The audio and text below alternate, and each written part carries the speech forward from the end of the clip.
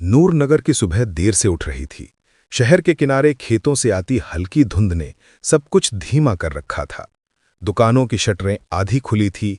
चाय वाले अखबार की सुर्खियों को थपकाते हुए कप में चाय डाल रहे थे और यातायात, वो रोज का शूर, अभी पूरी तरह जागा नहीं था। फिर भी जिले के आला अफसरों के लिए आज की सुबह अलग थी।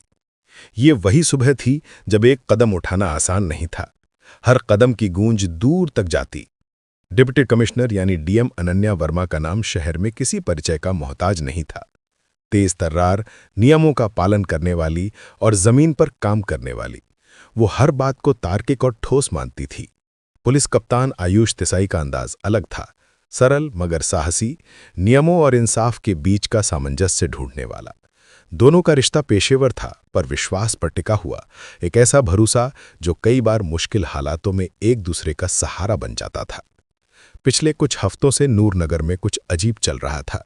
बड़े ठेके, जमीन के सौदे और सरकारी योजनाओं में गड़बड़ी की खबरें बार बार आ रही थीं। शिकायतें दुकान पर, चाय की ठोली पर और कई बार सोशल मीडिया पर भी उठ रही थीं, पर सबूत कम, दिग्गज लोग ताकतवर। फिर एक रात स्क्रैप फाइलों में एक नाम बार बार उभरा। नगर परिषद का एक प्रभावशाली सदस्य, जिसका हाथ शहर के कई बड़े सौदों में माना जा रहा था। लोग गुंजार रहे थे कि वही शहर की छवि और कानूनी धारा को मोड़ रहा है। अनन्या ने मामले को गंभीरता से लिया। कुछ लोगों ने सुझाया, धीरे चलो, राजनीतिक दबाव से ना जाओ, एहतियात रखो। पर अनन्या मानती थी कि समय का इंतजार ही दूसरे लोगों को हावी कर देता है। उन्होंने आयुष को बुलाया। दोनों ने रात भर बैठकर कागजात पढ़े, बही खाते, रसीदें, फोन रिकॉर्ड्स और बातों के बीच छिपे तार। आयुष ने कहा, हमारे पास मजबूत सबूत नहीं है जो अदालत में टिकें, पर संदेश देने की जरूरत है कि कोई भी रिश्वत या दबाव अनदेखा नहीं किया जाएगा। अगर हम सीधे उस सदस्य पर चार्ज लगाएंगे और सबूत कमजोर निकले तो नतीजा हमारे लिए बड़ा जोखिम होगा। अनन्या ने आंखें झपकाई और कहा, तो हमें चाल चलनी होगी जो कानूनी हो पर सख्ती दिखाए। पब्लिक इन्वेस्टिगेशन, आरटीआई, ऑडिट और छोटे छोटे मामलों की एक श्रृंखला, जिससे बड़ी तस्वीर बनेगी। यही उनकी चाल बन गई। अगले महीने अनन्या और आयुष ने मिलकर अलग अलग मोर्चे खोले।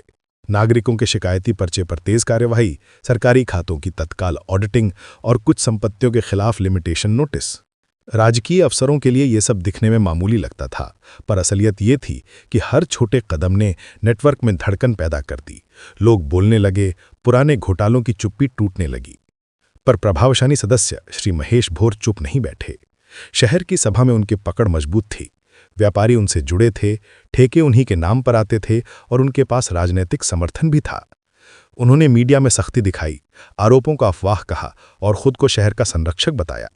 उनकी ओर से कई अधिकारियों पर आरोप लगे कि वे राजनीतिक दबाव में काम कर रहे हैं और धीरे धीरे माहौल तेज हो गया। पुलिस पर भी निगाहें टिकीं, कौन किसके कहने पर कार्रवाई कर रहा है, ये सवाल उठने लगा। एक रात अनन्या के ऑफिस में एक अज्ञात पत्र मिला, कठोर शब्दों में धमकी भरा। अगले ही दिन आयुष की टीम को सूचना मिली कि एक गोपनीय गवाह शहर छोड़ने वाला है। किसी ने उसे खून के डर में धमका दिया था। मामला अब सिर्फ कागजी नहीं रहा, लोगों की जान के सवाल उठे। आयुष ने तुरंत गवाह का सुरक्षाकरण शुरू किया और उसे सुरक्षित स्थान पर भेजा, पर यह कदम जनता के बीच चिंता की जीना बनी। किसी ने कहा कि सिस्टम नाकाम है, तो किसी ने अफवाह उड़ाई कि अधिकारी भाग रहे हैं। असली मोड़ तब आया जब एक रात सरकारी रिकॉर्ड रूम की एक पुरानी अलमारी में रखे कुछ फाइलों में से एक यूएसबी ड्राइव मिली, जिसमें रिकॉर्डिंग्स थीं। वो रिकॉर्डिंग्स जमीन सौदे और कुछ बैंकों के लेन देन की थी और नाम स्पष्ट था। इसे सुनकर दोनों के मुंह सख्त हो गए। ये वही सबूत थे जिनकी तलाश थी, पर अब सवाल ये था कि इन्हें कानून के तहत कैसे पेश किया जाए ताकि वे अदालत में टिक सकें।